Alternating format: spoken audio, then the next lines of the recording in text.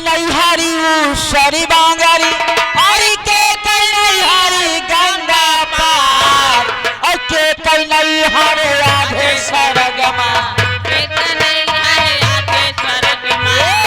के नैहारी आधे सरगमा ये चितराई दुनिया की ओर।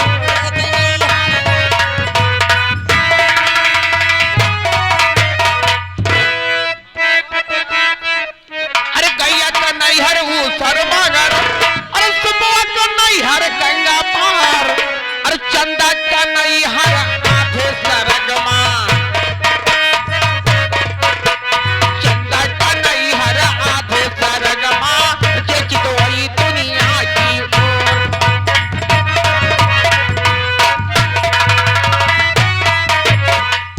ए मिश्रा जी इतना मानी ना सुबह सुबह कुछ पिया दे तू। अच्छा मानी काफी याद है बहू।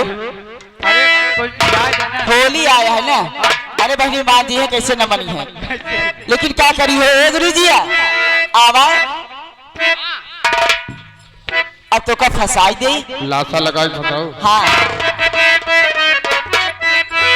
अरे कौन ब्रिज में 36 बकला अछारी के करे है करे जेबार और असिल बाप कई हो राजा बेटावा।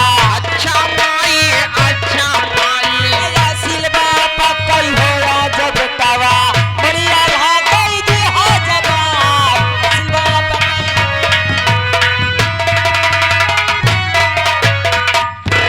अरे केला बीड़ी समा 36 बकला आमे है कलेगे बार, अरे माई तोहार हमरो भैया कइने हर ओनहु लागई भौजी हम। ए बहनिया ए कलमा वाली सुना है इनके बस के तो हवा नहीं ना, इनके बस के नहीं ना, लेकिन अपने भैया के मेहर बनवाई चाहता। अगर तू मन से धुआ तो तुमने अपने बना लगा अपने भैया और कहो के लगे ले जाता है हो मिश्रा जी। तोहरे में कमी तो हम जानी थी, तू का जानबो जानी था हो बताओ। हाँ बताओ, बता दे छटकाई तो बताओ बताई दी।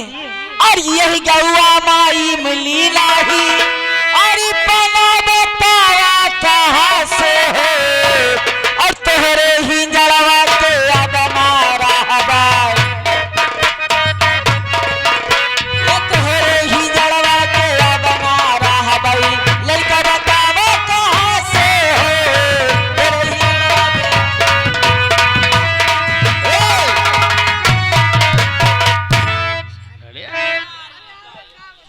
सुना, सारी कमी मेहरारू में हो जो लड़का ना होते।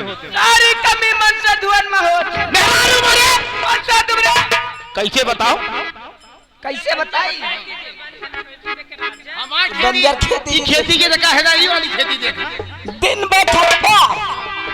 बे खटबा रात की औटा दुई खाना खाई के दुई को सोई जाबा। हाँ। अब कुछ होए धाय है ना। हाँ। तो कैसे लड़कवा होए बताओ।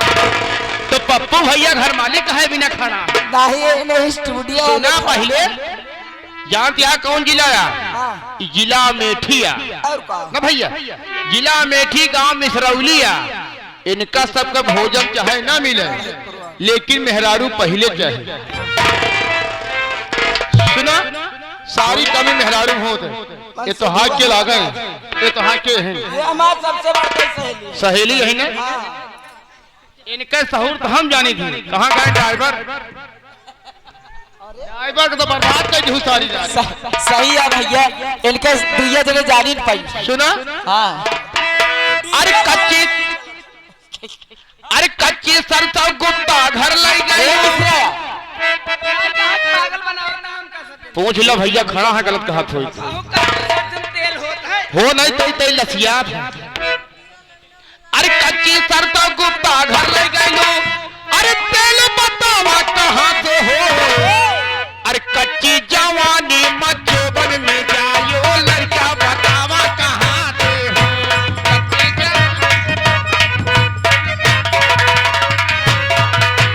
हाय हकरा में लाग तोर भतरा, हाय हाय हकरा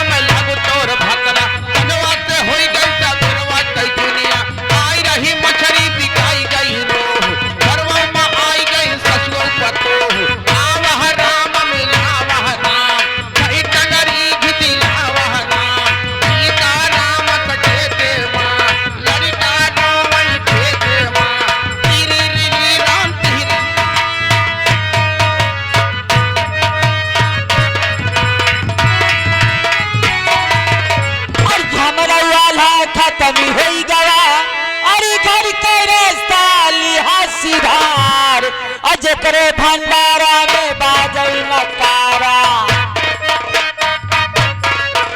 ये जकरे भंडारा में बाजई नकारा, ओ कई भाले करई भगवान, जकरे भंडारा में बाजई नकारा।